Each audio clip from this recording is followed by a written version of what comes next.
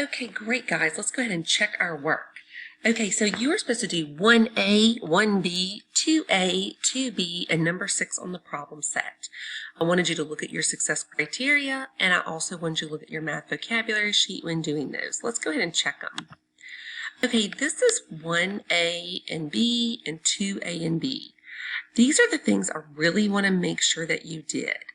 I want you to make sure for number 1A that you had these 2 tall columns and that you had these 6 rows. It was very important that you put the 6 rows so that this looks nice and tall.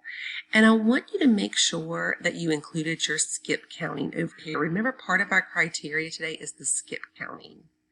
Let's go ahead and look at the problem. Do you have 6 times 2 equals 12?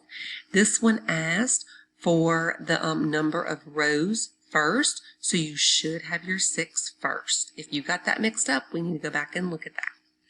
Okay, so now it says draw 2 rows of 6. So now your rows should be nice and long. And now you're skip counting by 6's, 6 and 12. Down here, you should have the 2 first times 6 equals 12.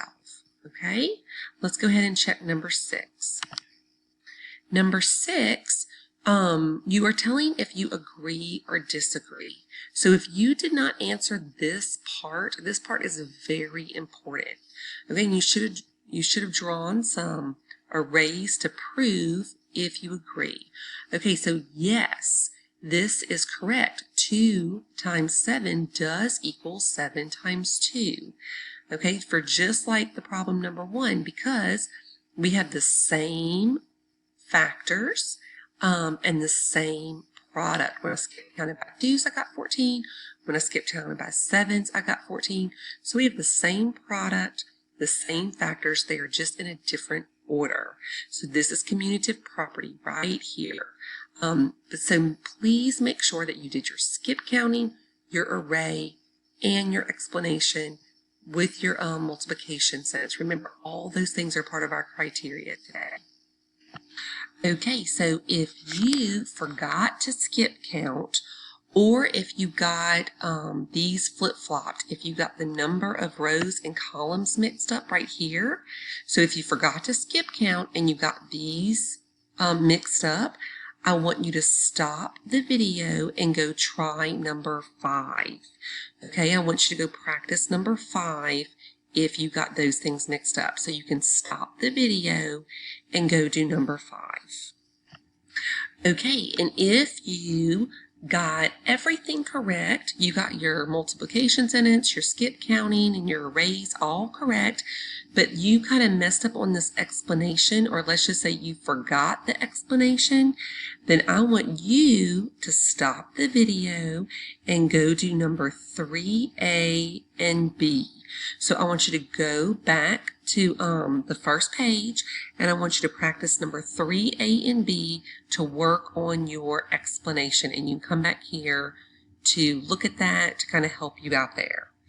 Okay, if you got all of this correct, if you did both, you did everything in your criteria, you skip counted, you drew your arrays, you did your multiplication sentence, sorry guys, and you did a great explanation, then now I want you to go try number 7 and number 8, A, B, and C.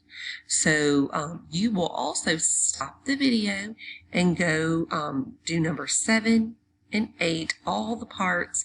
If you got those correct, you're going to do that extension activity. Okay, so now if you have finished all of the work, so please don't peek at this next part unless you have gone back and you've tried your other problems and you have finished all of your work. So if you have finished all of your work, I want to show you the answers to all of the problems. Okay, here's number 1 and 2. We already looked at that. Here's number 3 and 4. Okay, so number 3 says they're the same. The number of rows and columns are flipped. Or you could say something like the factors are in a different order. The product is the same. You could say something like that. B is the first factor represents the number of rows. the product is the same, but the numbers of rows are different. Okay, if you went ahead and did number 4, I didn't assign number 4, but maybe you wanted to challenge yourself a little bit. Those are the answers to that one. Okay, some people had to go and do number 5. Okay, number 5, please make sure you did your skip counting on each of those if that was where you need to practice. Okay, this was a little bit tricky because it said the second factor represents the size of the row. Guys, that still means that your number of rows goes first. Okay, your number of rows goes first and your size of each row goes second. So you're still writing the number of rows first. But yes, I hope you practiced your skip counting and writing your multiplication sentences. We already went over number 6.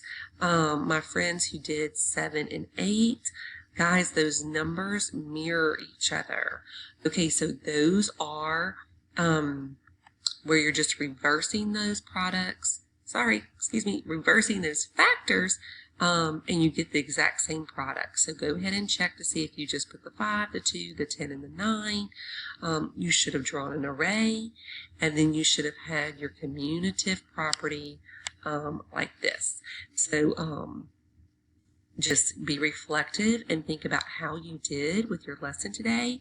Were you able to do your skip counting?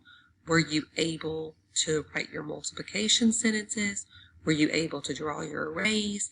And could you explain, that was our extension day, could you explain why those two were similar or equaled each other?